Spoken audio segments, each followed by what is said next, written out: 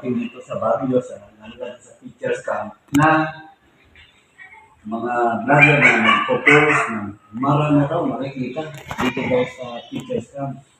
Ang hallway, sa mga kwarto.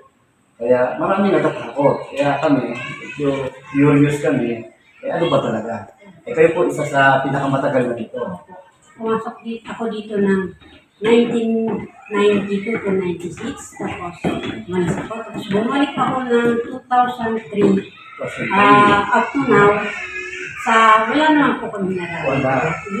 Kasi ito ay 1908 pa. Ito po ba yun? Sabi, inabot na ito ng gera. Dito ba may mga nabalitang namatay?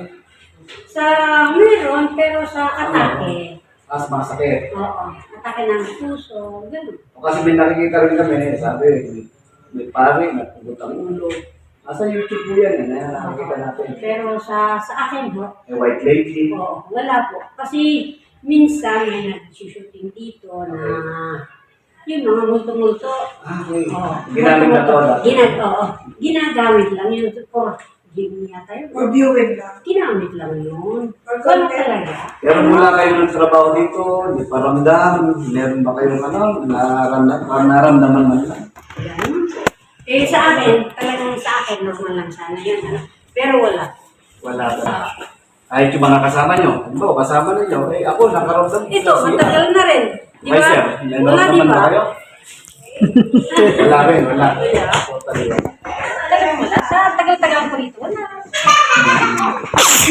Kasi inabot ito ng panahon ng hapon. Panahon ng Pastila eh.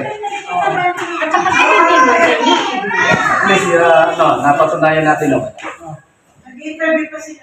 Isabihin, marami kasi tayo napapanood sa YouTube na pinopost nila ng teachers camp na maraming buntural, iswag, naman nakikita.